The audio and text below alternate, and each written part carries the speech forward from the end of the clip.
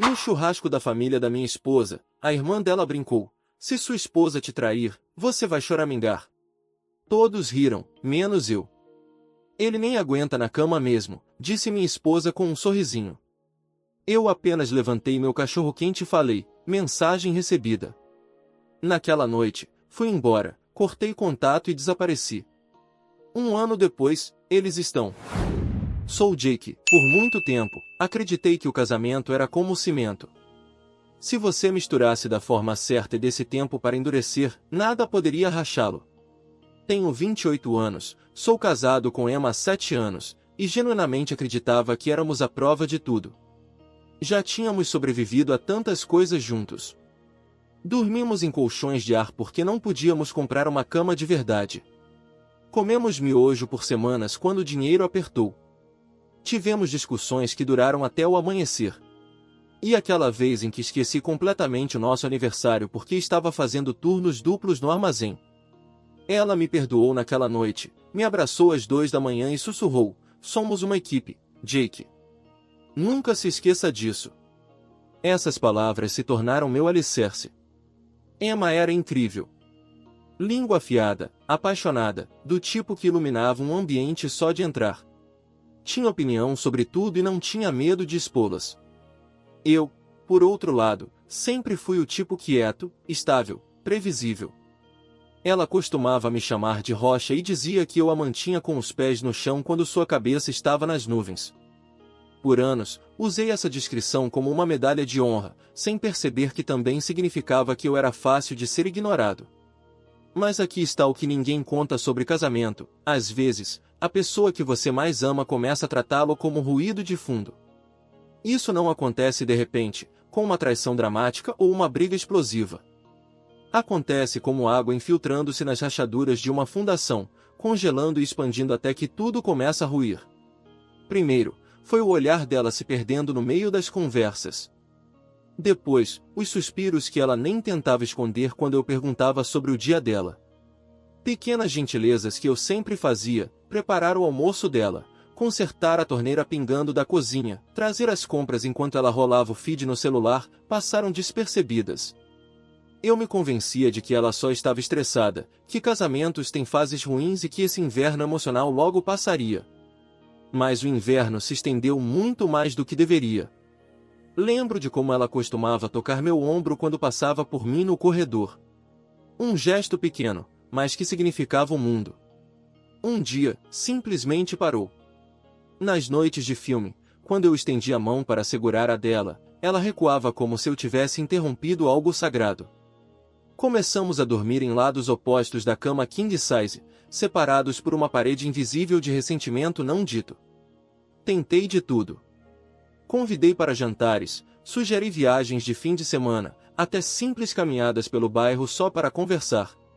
Sempre havia uma desculpa pronta. Muito cansada do trabalho, muitas tarefas a resolver.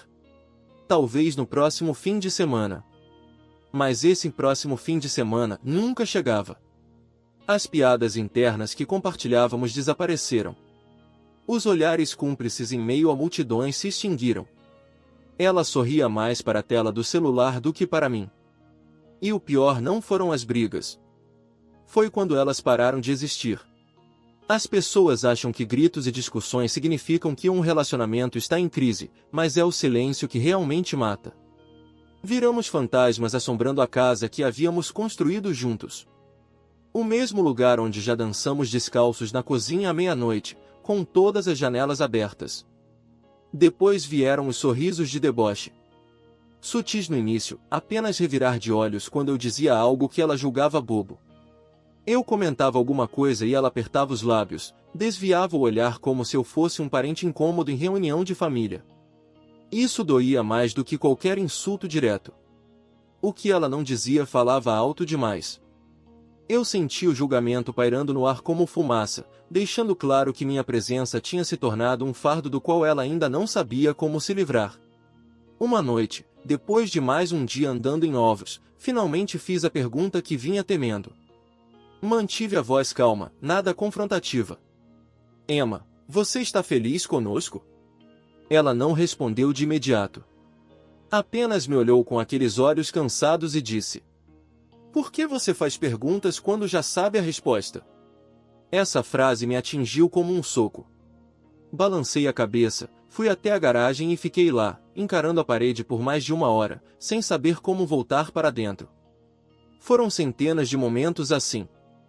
Cada um pequeno, aparentemente insignificante para qualquer observador de fora. Mas, para mim, eram cortes de papel que lentamente me esgotavam. Passei a andar com os ombros curvados, a falar mais baixo, a rir menos. Eu já não vivia, apenas sobrevivia. Tinha me tornado o cara que pagava a hipoteca, colocava o lixo para fora às terças de manhã. Não era mais parceiro, nem amante. Apenas uma peça substituível mantendo a rotina da casa. E eu não sabia como ir embora, porque partir parecia admitir derrota. Como quebrar as promessas que fiz naquele altar há 7 anos, para o melhor ou para o pior, não é? Mas ninguém explica o que você deve fazer quando o pior não é traição ou abuso, mas sim uma apatia lenta e um desprezo constante. A decomposição gradual de tudo que você acreditava ser permanente. Então, a irmã de Emma, Vitória, veio morar conosco depois de seu divórcio conturbado, e tudo ficou 1000 vezes pior. Vitória era tudo que Emma já tinha sido um dia, mas em versão ampliada, barulhenta, dramática, completamente autocentrada. Não tinha dinheiro para o depósito de um novo lugar, não tinha móveis, nem qualquer prazo para sair. Mais importante ainda, tinha um talento para transformar toda a conversa em um palco para seu drama pessoal. Observei a personalidade de Emma mudar sempre que Vitória estava por perto. Mais risadas, conversas animadas, piadas internas que, propositalmente, me excluíam. De manhã, eu preparava café para Emma e para mim, mas, de alguma forma, Vitória sempre recebia o dela primeiro, com chantilly e canela por cima. O meu chegava morno, um pequeno sinal de que eu tinha caído mais um degrau na escada das prioridades. Vitória tomou conta do meu escritório para seus projetos criativos e sessões de yoga. Suas roupas sujas cobriam o chão do nosso banheiro. Sua música ecoava pelas paredes até meia-noite. Os amigos dela apareciam sem avisar para degustações improvisadas de vinho na nossa sala de estar. Eu me sentia um estranho na minha própria casa, andando na ponta dos pés em meio à vida de outra pessoa, enquanto meu espaço desaparecia, pedaço por pedaço. Uma tarde, decidi surpreender Emma com comida do restaurante tailandês favorito dela. Passei o dia todo planejando isso, imaginando seu rosto iluminado, talvez até recebendo um sorriso genuíno pela primeira vez em semanas. Mas, quando cheguei, encontrei Vitória ensinando Emma a decorar cupcakes. As duas com flores no cabelo, rindo de uma comédia romântica que eu nunca tinha ouvido falar. Elas pararam quando entrei, me cumprimentaram com um aceno educado e logo voltaram ao momento delas. Comi meu pé de thai sozinho no balcão da cozinha, ouvindo a conversa fluir como se eu nem estivesse ali. Naquela noite, não consegui dormir. Andei de quarto em quarto procurando algum vestígio do lar que Emma e eu havíamos construído. Mas a casa refletia o que já tinha acontecido. Eu havia me tornado um figurante da minha própria vida, assistindo da lateral enquanto meu casamento se dissolvia diante dos meus olhos.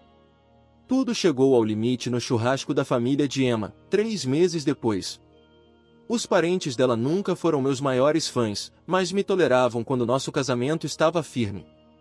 Agora, eu sentia a indiferença deles como um peso físico. Peguei uma cerveja do isopor e tentei me misturar, mas a sensação de isolamento me acompanhava a cada passo. Vitória, já bêbada de vinho às 2 da tarde, me viu parado perto da churrasqueira e gritou: "Ei, Jake, não fique tão nervoso. Prometo que ninguém vai te morder." A mesa inteira caiu na gargalhada. Forcei um sorriso e tentei disfarçar puxando conversa. "Está tudo com um cheiro ótimo, Sr. Patterson", disse ao pai de Emma, que cuidava da grelha com sua expressão séria de sempre. Vitória bateu no banco ao lado dela. "Senta aqui, Jake. Vamos ter uma conversa de verdade." A maneira como ela disse de verdade fez meu estômago se revirar. Mas eu me sentei, tentando parecer confiante. Ela se inclinou para perto, o hálito cheirando a vinho, e sussurrou em um tom alto o suficiente para todos ouvirem: "Então, Jake, Só por hipótese, se a Emma te traísse, você choraria? A pergunta caiu no grupo como uma granada. Risadas explodiram de todos os lados. Os primos de Emma, seus tios, tias, amigos de família que eu conhecia havia anos. Fiquei ali segurando minha cerveja, o rosto queimando, tentando processar o que acabará de acontecer. Alguém gritou do outro lado do quintal. Ela provavelmente já fez isso. Outra voz acrescentou. E aquele treinador da academia dela, hein? A gargalhada ficou ainda mais alta, ecoando pelo quintal como trovão. Olhei para Emma, esperando algum sinal de que ela iria interromper aquilo, me defender, fazer qualquer coisa para acabar com a humilhação. Ela estava sentada em uma cadeira de jardim, taça de vinho branco na mão. E por um instante, vi um pequeno sorriso de canto surgir em seus lábios. Não era constrangimento por mim, nem indignação pela crueldade da irmã. Era diversão. Como se aquele fosse exatamente o tipo de entretenimento que ela estava esperando. Então Emma se manifestou, a voz clara atravessando o quintal. Bom, não é como se ele estivesse batendo recordes na cama mesmo. A gargalhada chegou ao auge. Gente literalmente se dobrando, enxugando lágrimas de tanto rir. Senti algo frio e cortante atravessar meu peito, substituindo o calor do constrangimento por algo muito pior. Levantei-me devagar, coloquei minha cerveja sobre a mesa do piquenique e olhei ao redor. Todas aquelas pessoas que considerei família por 7 anos estavam se divertindo às minhas custas, me tratando como saco de pancadas particular. O pai de Emma ria atrás da grelha. A mãe dela tentava esconder as risadas com a mão sobre a boca. Vitória parecia absolutamente encantada consigo mesma. Mensagem recebida, murmurei, mas de algum modo todos ouviram. A risada morreu instantaneamente. Cruzei os olhos com cada um deles, deixando o peso daquelas 2 palavras se assentar sobre o grupo. O sorriso de Vitória congelou no rosto. O esboço de riso de Emma desapareceu por completo. Por uns 10 segundos, o único som foi o da carne chiando na grelha. Caminhei em direção ao portão lateral, cada passo deliberado e calmo. A mãe de Emma gritou atrás de mim. Jake, querido, aonde você vai? Parei com a mão na tranca e olhei para trás. Obrigado pela hospitalidade, Sra. Patterson. Aproveitem o resto da tarde. Então abri o portão e continuei andando, deixando para trás as risadinhas nervosas e o silêncio constrangido que substituíra a diversão cruel deles. Caminhei 6 quarteirões até onde havia estacionado meu carro, com a mente completamente clara pela primeira vez em meses. Eles tinham me mostrado exatamente o que eu significava para eles, e eu finalmente havia entendido a mensagem com clareza. Eu não era a família. Eu não era nem mesmo um amigo. Eu era o entretenimento deles, o saco de pancadas conveniente sempre que precisavam zombar de alguém. Naquela noite, enquanto Emma ainda estava na casa dos pais, provavelmente relembrando cada momento hilário da minha humilhação pública, tomei uma decisão que vinha sendo construída há meses. Eu não ficaria por perto para o segundo ato. Acordei às 4h30 da manhã com um propósito cristalino correndo em minhas veias. Movi-me pela casa como um fantasma, enchendo 2 bolsas grandes com tudo que eu realmente precisava. Roupas, laptop, documentos importantes, o dinheiro de emergência que eu vinha guardando sem contar para Emma. Deixei um bilhete simples no balcão da cozinha. Espero que a piada tenha valido a pena. Abaixo, coloquei os papéis do divórcio que eu já tinha preparado semanas antes, quando finalmente aceitei que nosso casamento estava morto. Às 5h15, estava saindo da garagem pela última vez. Dirigi rumo ao leste, em direção às montanhas, seguindo estradas secundárias que eu havia mapeado durante noites insones. O destino, uma cabana que aluguei online com nome falso e cartões pré-pagos. Pertencia a um senhor chamado Frank, que anunciava privacidade garantida, sem perguntas. Parecia destino. A cabana ficava no meio do nada, cercada por pinheiros e silêncio absoluto. Sem vizinhos, sem torres de celular, sem Wi-Fi. Apenas eu e 40 acres de floresta. Pela primeira vez em anos, consegui respirar sem sentir o julgamento de alguém pesando sobre meu peito. Instalei meu laptop em uma mesa de madeira perto da janela e comecei a pegar trabalhos de programação freelance. Meus clientes não se importavam de onde eu trabalhava, contanto que o código fosse entregue no prazo. Os dias entraram em um ritmo pacífico. Trabalhar até o meio-dia, almoço simples, longas caminhadas pela mata. Cortei lenha, aprendi a identificar cantos de pássaros, li livros da coleção de Frank. À noite, cozinhava refeições básicas no fogareiro e comia à luz de lampião, ouvindo corujas e coiotes em vez de risadas cruéis e insultos sussurrados. Durante 3 meses, vivi totalmente fora da rede. Sem redes sociais, sem ligações, sem contato com minha vida anterior. Deixei a barba crescer, perdi peso com as trilhas, ganhei calos nas mãos de tanto rachar lenha. Mas, acima de tudo, lembrei quem eu era antes de me tornar o capacho de Emma e a piada de Vitória. Eventualmente, a curiosidade falou mais alto. Dirigi até a cidade e acessei meu antigo e-mail na biblioteca pública. 67 mensagens não lidas, quase todas de Emma. As primeiras estavam cheias de raiva.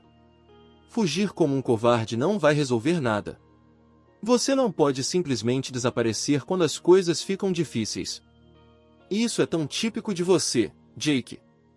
Mas, com o passar das semanas, o tom mudou. O desespero começou a aparecer. Por favor, só me diga que você está bem. Encontrei os papéis. Precisamos conversar sobre isso.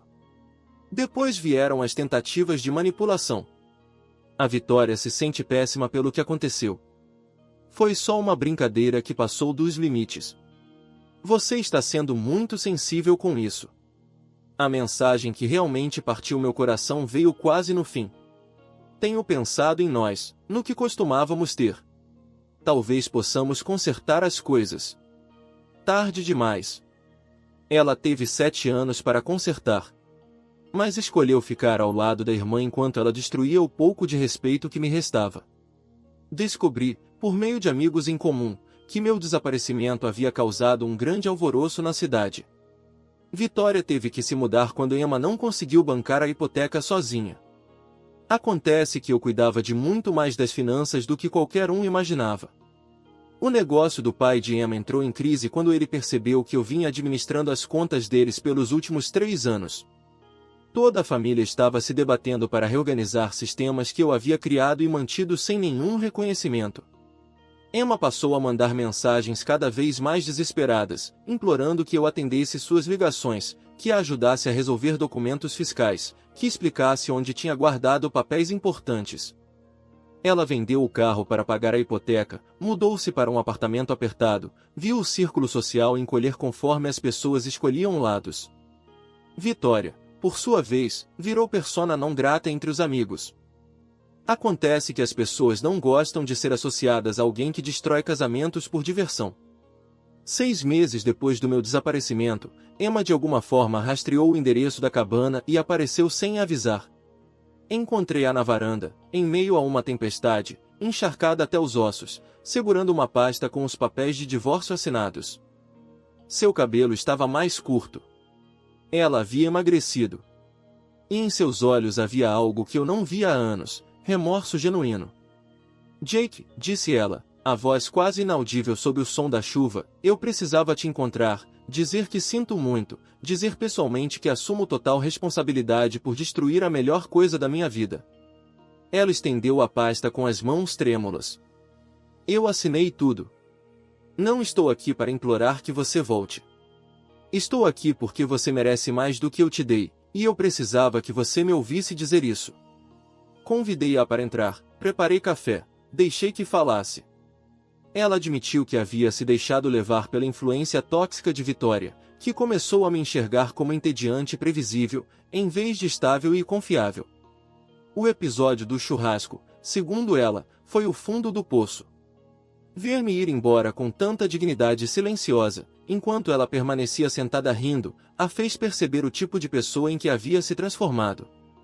Passei 7 anos ao lado de alguém que moveria montanhas por mim, disse, com lágrimas escorrendo pelo rosto.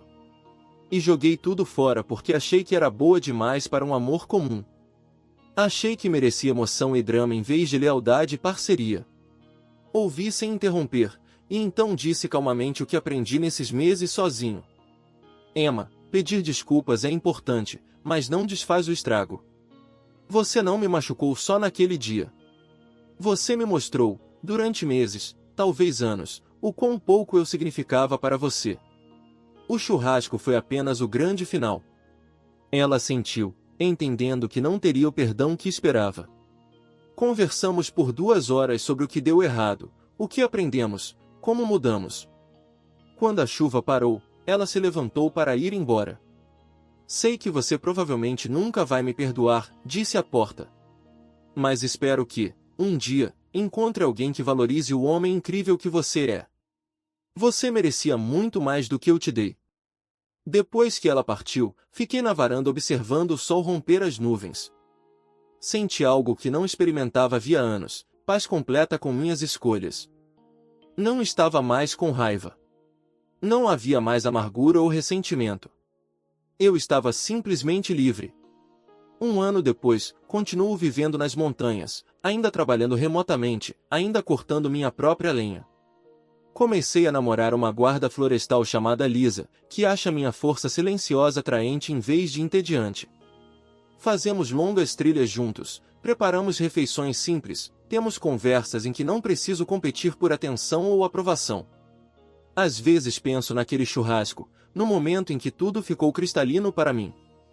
Parte de mim até é grata à Vitória por ter sido tão cruel, tão publicamente. Foi isso que me deu a clareza de que eu precisava para me salvar. A família de Emma, sem querer, me fez o maior favor da minha vida ao me mostrar que eu merecia mais do que ser o saco de pancadas deles. A devastação financeira na cidade foi ainda pior do que eu havia ouvido. Por um amigo em comum, soube que Emma teve de declarar falência em menos de 8 meses após minha partida. Acontece que eu não estava apenas administrando as finanças da nossa casa, mas também o pequeno negócio de construção do pai dela e a boutique online da mãe. Eu configurava os sistemas contábeis, preparava impostos, cuidava dos fornecedores, negociava apólices de seguro. Tudo isso sem cobrar um centavo. Família ajudando família, eu pensava. Quando desapareci, todo esse ecossistema financeiro desabou como um castelo de cartas. O pai de Emma teve de contratar um contador caro, que descobriu anos de registros bagunçados e deduções perdidas que custaram milhares em multas. A boutique da mãe fechou completamente, já que ela não sabia processar pedidos online nem gerenciar estoque. O negócio de construção perdeu 3 contratos importantes porque o Sr. Patterson não conseguia apresentar os cronogramas detalhados e análises de custos que eu produzia nos bastidores. Vitória, por sua vez, teve seu próprio acerto de contas. Depois de ser expulsa da casa de Emma, passou meses pulando de sofá em sofá de amigos. Sua presença nas redes sociais, antes cheia de fotos de festas cuidadosamente editadas e comentários sarcásticos, se transformou em postagens cada vez mais desesperadas sobre amigos falsos e traições familiares. As mesmas pessoas que antes alimentavam seu drama se cansaram do seu eterno vitimismo. Acabou voltando para a casa dos pais idosos, uma mulher de 42 anos dormindo de novo no quarto de infância. Mas a consequência mais devastadora foi o que aconteceu com a relação de Emma com a família estendida. O churrasco expôs algo feio na dinâmica deles, a disposição em se unir contra um estranho só para se divertir. Depois que fui embora, outros membros da família começaram a examinar o próprio comportamento de forma mais crítica. O primo de Emma, Michael, que tinha sido uma das vozes mais altas me ridicularizando naquele dia, mais tarde contou a conhecidos que se sentia enjoado só de pensar naquilo. Ele gostava de mim, me considerava um bom sujeito, mas se deixou levar pela mentalidade de manada. Essa reflexão criou rachaduras na unidade familiar da qual sempre se orgulhavam. Discussões começaram em encontros seguintes sobre o que realmente tinha acontecido, de quem era a culpa, se me deviam ou não um pedido de desculpas. Emma se viu na posição de me defender para as mesmas pessoas que tinham rido da piada cruel dela, o que a colocou em um dilema psicológico impossível. Ela não podia admitir que o comportamento deles tinha sido errado sem reconhecer sua própria culpa. Mas também não podia defendê-los sem aceitar que tinha se casado com uma família de agressores. A culpa se manifestou de formas que só descobri muito tempo depois. Emma desenvolveu insônia, perdeu 7 quilos, começou a fazer terapia. A psicóloga ajudou a entender que ela vinha me abusando emocionalmente por meio de negligência e desprezo. A terapeuta aparentemente disse a ela que assistir alguém que você afirma amar ser humilhado, sem intervir, é uma forma de crueldade psicológica. Emma nunca havia se considerado cruel. Descuidada, talvez egoísta às vezes, mas não deliberadamente nociva. Quando conversamos na cabana, ela disse algo que nunca vou esquecer. Eu costumava achar que era sofredora no nosso casamento, porque me sentia entediada e ignorada. Mas agora vejo que era caçadora. Eu corroía o seu espírito e me convencia de que a culpa era sua por ser sensível demais, carente demais, simples demais. Eu te transformei no meu saco de pancadas emocional e depois te culpei por não reagir com força suficiente. Ela também havia descoberto coisas que eu nunca tinha contado. Depois que fui embora, vasculhou e-mails e arquivos antigos e encontrou provas de quantas vezes eu a apoiei silenciosamente, sem nunca pedir reconhecimento. Como a vez em que paguei uma parcela do empréstimo estudantil dela, mas inventei que o banco tinha cometido um erro. Ou o dinheiro que eu vinha guardando todos os meses para surpreendê-la no nosso aniversário de 10 anos. Ou ainda as cartas de recomendação que escrevi fingindo ser o chefe dela, porque sabia que ela não aceitaria ajuda se soubesse que vinha de mim.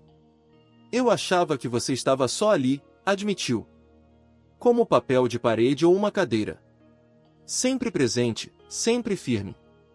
Algo sobre o qual eu não precisava pensar. Nunca percebi o quanto você realmente fazia para manter nossa vida de pé, ou o quanto abria mão só para me ver feliz. Em vez de ser grata, passei a te ressentir porque você fazia tudo parecer fácil. Essa conversa trouxe à tona outra verdade. Emma vivia com depressão há anos, mas se recusava a admitir ou buscar ajuda.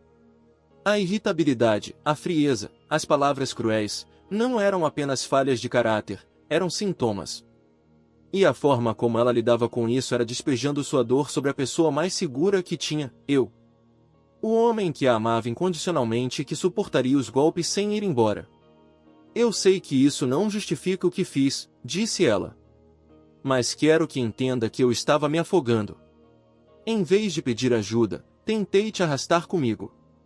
Eu não planejei, mas isso não torna menos destrutivo. Você merecia alguém que te erguesse, não alguém que usasse você para carregar toda a sua dor. Depois que ela saiu naquele dia, passei semanas tentando dar sentido a tudo que havia dito. Parte de mim se sentiu validada. Finalmente alguém admitia que o que eu vivia era real. Mas outra parte sentiu tristeza, por nós dois. Ficamos presos em um ciclo, as lutas dela não tratadas pesavam sobre o relacionamento, e meu hábito de evitar conflitos deixava o estrago se prolongar indefinidamente. Nunca soube se Emma realmente teve um caso com o treinador dela. E percebi que isso não importava. A traição já estava clara. Ela permitiu que a família me ridicularizasse, chegou a se juntar a eles, e se preocupou mais em entreter a irmã do que em proteger minha dignidade. Isso me mostrou exatamente onde eu estava na vida dela. Hoje, quando me perguntam sobre o divórcio, respondo de forma simples: nós nos afastamos, queríamos coisas diferentes e nos separamos como amigos. Não há necessidade de expor detalhes vergonhosos ou buscar vingança. A melhor vingança é viver bem, e finalmente estou fazendo isso. O fardo de Emma é saber que destruiu algo duradouro por algo raso, e isso é dela para carregar. Lisa, minha namorada, a guarda florestal, conhece toda a história. Ela ouviu sem julgar, fez perguntas inteligentes, me ajudou a trabalhar a raiva e a dor que eu ainda guardava. E então disse algo que abriu meus olhos. Você não era apenas casado com Emma. Estava casado com toda a família tóxica dela. Ir embora dela significava deixar todos eles também. E ela tinha razão. Eu não era só o Jake, o marido. Eu era o Jake, o contador da família. O Jake, o saco de pancadas. O Jake, o burro de carga em quem todos podiam despejar suas frustrações.